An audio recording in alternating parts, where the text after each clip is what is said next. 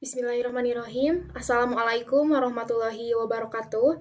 Perkenalkan, kami dari kelompok 1 SDN 013 Pasir Kaliki akan memaparkan hasil analisis jurnal yang telah kami buat.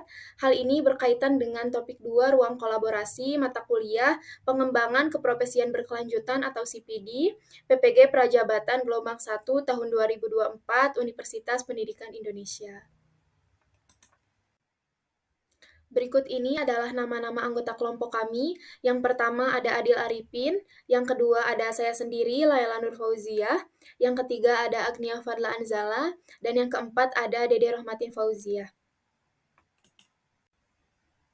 Berikut ini adalah instruksi dari tugas ruang kolaborasi mata kuliah CPD. Yang pertama, kami dibagi menjadi beberapa kelompok. Yang kedua, kami ditugaskan untuk mencari jurnal hasil penelitian dan memilih beberapa jurnal untuk dianalisis. Yang ketiga, kami menganalisis jurnal hasil penelitian. Dan yang keempat, tagihan dari hasil diskusi kelompok ini adalah hasil analisis jurnal. Di sini saya akan memaparkan mengenai hasil analisis artikel pertama kami yang berjudul Penerapan Model Pembelajaran Kooperatif Tipe Example Non-Example untuk meningkatkan hasil belajar matematika siswa kelas 2 SDN 79 Parepare. Berikut ini merupakan identitas dari jurnal pertama, adapun penulisnya yaitu Zaid Zainal dan Maryam M. Untuk nama jurnalnya yaitu Math Journal of Mathematics, Education and Science. Untuk volumenya volume 5, nomor 2, dan untuk halamannya yaitu halaman 1 sampai dengan 7, dan tahunnya yaitu tahun 2020 dengan indeks Google Scholar. Dan untuk link downloadnya sudah tertera di layar. Untuk latar belakang dari artikel ini yaitu beberapa masalah dalam pembelajaran, antara lain siswa sulit untuk memahami isi mata pelajaran dan mengaplikasikan apa yang telah dipelajarinya. Begitu juga dalam pembelajaran matematika sebagai salah satu bidang studi yang pada umumnya cenderung terkait dengan aritmatika atau berhitung. Hal ini menyebabkan siswa kurang tertarik apabila mata pelajaran matematika diajarkan dengan strategi pembelajaran yang menekankan pada aktivitas guru, bukan pada aktivitas siswa. Akibatnya, pemahaman siswa terhadap materi akan kurang sehingga mereka sering melupakan materi pelajaran yang telah dijelaskan oleh guru. Guru diharapkan dapat merancang dan mengelola aktivitas pembelajaran agar membuat proses pembelajaran matematika menjadi lebih baik.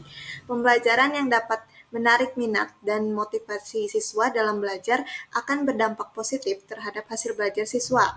Dengan demikian, hasil belajar yang diraih siswa pun menjadi optimal dan begitupun sebaliknya.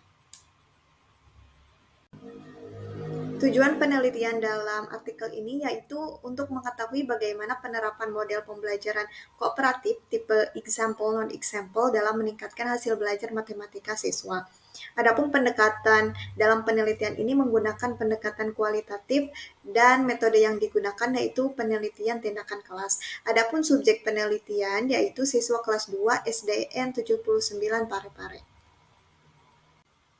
Berikut ini hasil analisis dari artikel pertama. Penelitian tindakan kelas ini menggunakan penerapan model pembelajaran kooperatif tipe example non-example terbukti dapat meningkatkan hasil belajar siswa dengan melalui 2 siklus. Dalam menerapkan model pembelajaran kooperatif tipe example non-example dalam meningkatkan hasil belajar siswa pada mata pelajaran matematika dengan pokok bahasan satuan waktu terdiri dari 2 siklus di mana setiap siklus terdiri dari 2 pertemuan dan setiap pertemuan dilaksanakan 2 jam pelajaran atau 2 kali 35 menit. Berdasarkan hasil analisis, dapat disimpulkan bahwa penerapan model pembelajaran kooperatif tipe example non-example pada pelajaran matematika tentang satuan waktu dapat meningkatkan aktivitas guru dan aktivitas siswa pada kelas 2 SDN 79 Parepare. Di mana pada siklus 1 aktivitas guru dikategorikan baik dan pada siklus 2 mengalami peningkatan presentasi dengan kategori baik, sedangkan pada aktivitas siswa pada siklus 1 dikategorikan kurang dan pada siklus 2 mengalami peningkatan dengan kategori baik. Dengan menerapkan model pembelajaran kooperatif tipe example non-example dapat meningkatkan hasil belajar matematika tentang satuan waktu pada siswa kelas 2 SDN 79 pare-pare, di mana nilai hasil belajar siswa pada penelitian yaitu 37,5%, dengan kategori kurang pada siklus 1 meningkat menjadi 65,57% dengan kategori cukup, dan pada siklus 2 mengalami peningkatan yaitu sebesar 81,25% dengan kategori baik. Selanjutnya ada jurnal yang kedua, yaitu dengan judul Peningkatan Kompetensi Guru Sekolah Dasar dalam Mengembangkan Bahan Ajar Digital di Kabupaten Goa. Artikel ini ditulis oleh Muhammad Faisal, Fatimah, Nurhaidah, Nurhaizah, dan Nisa, dipublikasikan pada Jurnal Publikasi Pendidikan pada tahun 2020, volume 10, nomor 2, halaman 267 hingga 270. Nah, jurnal ini juga telah terindeks Google Scholar, Sinta, Garuda, OneSearch, Coursera, dan lain sebagainya. Adapun yang melatar belakangi artikel ini itu bahwasanya seorang pendidik profesional itu harus memiliki kemampuan dalam mengembangkan bahan ajar yang menarik dan juga inovatif. Karena bahan ajar itu akan berkontribusi besar gitu terhadap keberhasilan proses pembelajaran. Nah, bahan ajar digital itu dinilai sebagai salah satu inovasi dalam mengembangkan bahan ajar yang inovatif begitu. Namun subjek penelitian atau mitra penelitian dalam artikel ini memiliki permasalahan terkait kurangnya pengetahuan, kurangnya keterampilan dalam mengembangkan bahan ajar digital berbasis multiplatform. Pemahaman subjek penelitian mengenai bahan ajar digital itu terbatas pada bentuk Microsoft Word, PDF, kemudian menampilkan gambar-gambar dan teks begitu. Mitra juga memiliki kekurangan dalam penyusunan soal evaluasi. Jadi mereka dalam menyusun soal evaluasi itu belum HOTS begitu, belum higher order thinking, dan juga belum kreatif begitu. Hanya mengandalkan platform kertas yang kemudian di-print secara manual begitu. Adapun tujuan penelitiannya yaitu untuk meningkatkan kompetensi guru dalam mengembangkan bahan ajar multiplatform. Nah, adapun kegiatan atau metode dari penelitian tersebut menggunakan kegiatan pelatihan yang dilakukan secara blended, yaitu melalui tatap muka dan juga Zoom meeting. Subjek penelitiannya sendiri yaitu guru-guru mitra KKG 1 di GKG Gugus 1 di Kecamatan Goa, Makassar.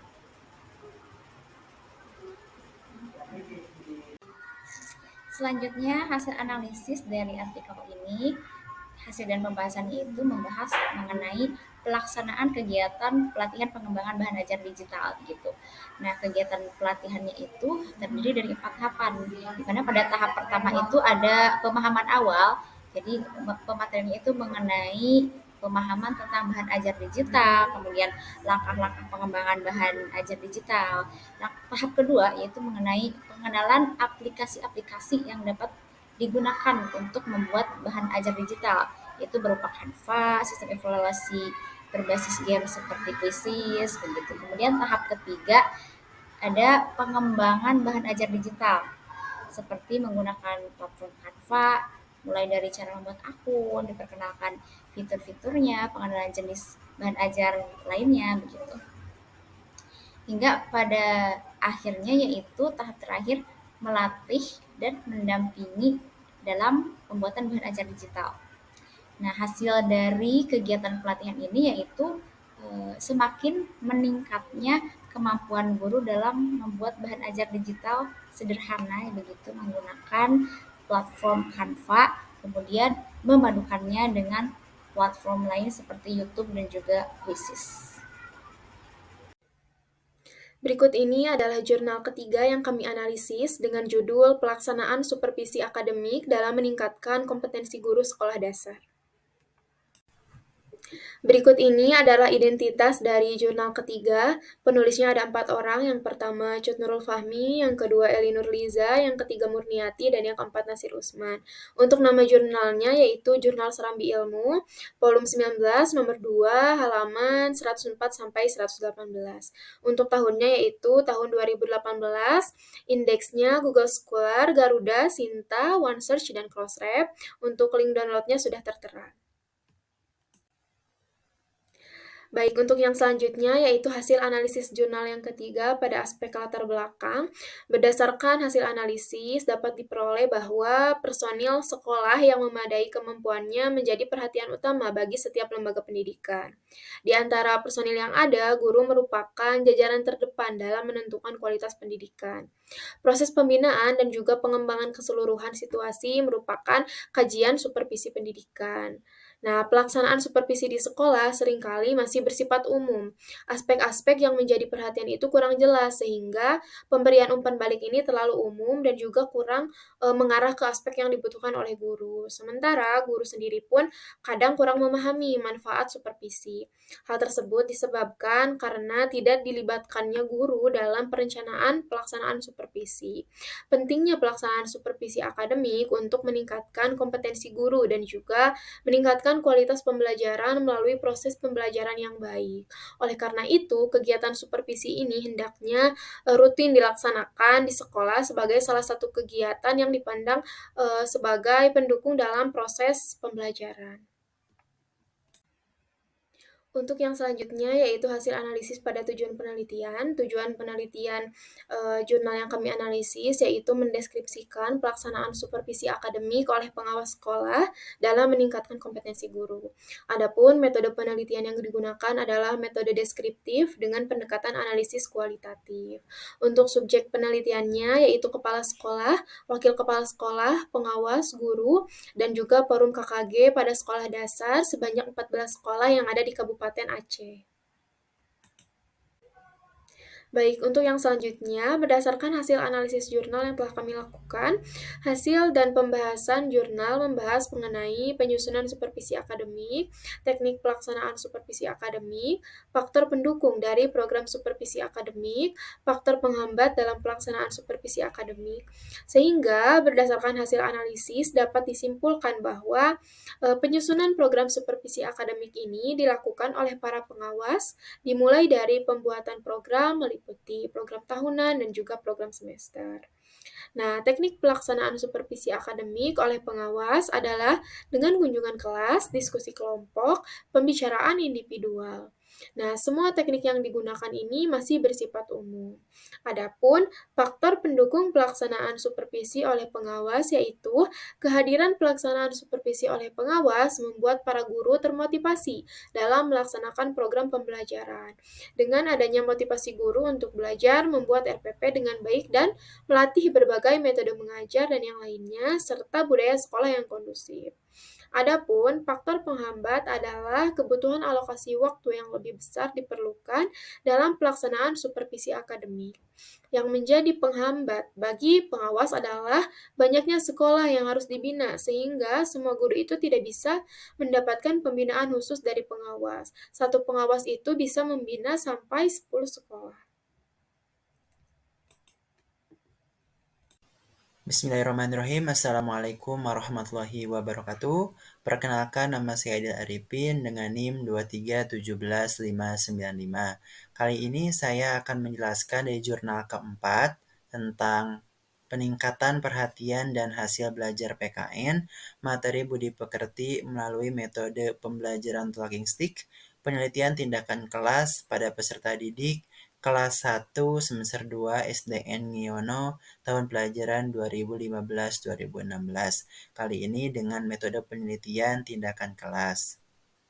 Selanjutnya kita akan bahas mengenai identitas jurnal, bahwasanya penulisnya Mas Hadi dengan jurnal JPI, Jurnal Pendidikan Indonesia, Jurnal Ilmiah Pendidikan, volume 5, nomor 3, halaman 116 sampai 122.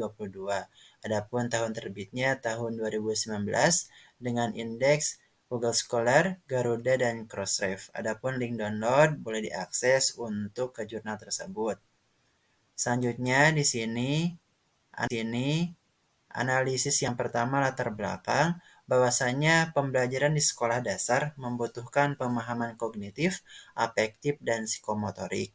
Pendidikan kewarganegaraan atau PKN memiliki peran penting dalam membentuk peserta didik yang ideal. Namun, observasi awal dari hasil jurnal tersebut menunjukkan rendahnya perhatian dan hasil belajar PKN di kelas 1 SD Negeri Ngiono.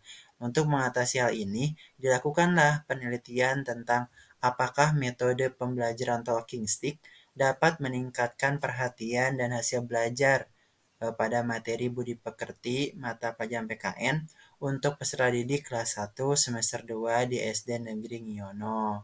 Nah, jadi dari PTK ini, dari metode talking stick, apakah dapat meningkatkan perhatian dan hasil belajar PKN pada materi budi pekerti. Selanjutnya, di sini ada tujuan, metode, dan subjek.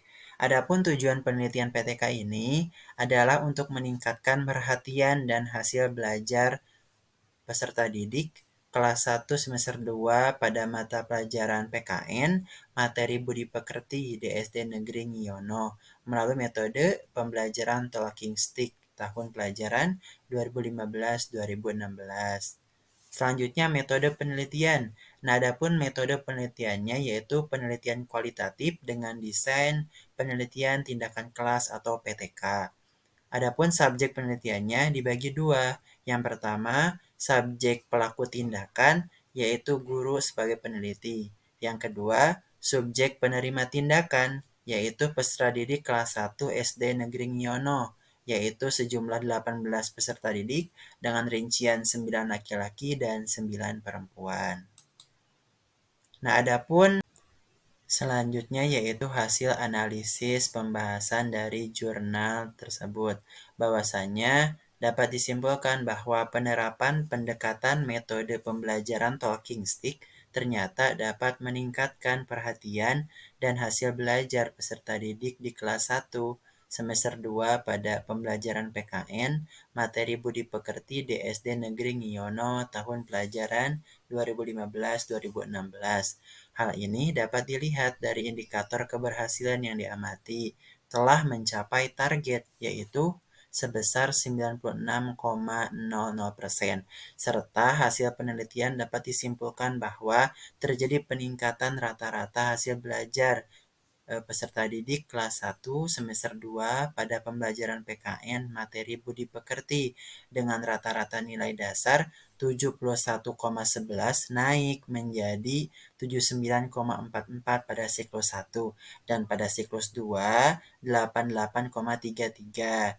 Dilihat dari rata-rata kenaikan tersebut pada setiap siklus, maka dapat dikatakan bahwa persentase peningkatan dari prasiklus yaitu sebesar 35,00% naik menjadi 68,00% pada siklus 1 dan naik menjadi 96,00% pada siklus 2.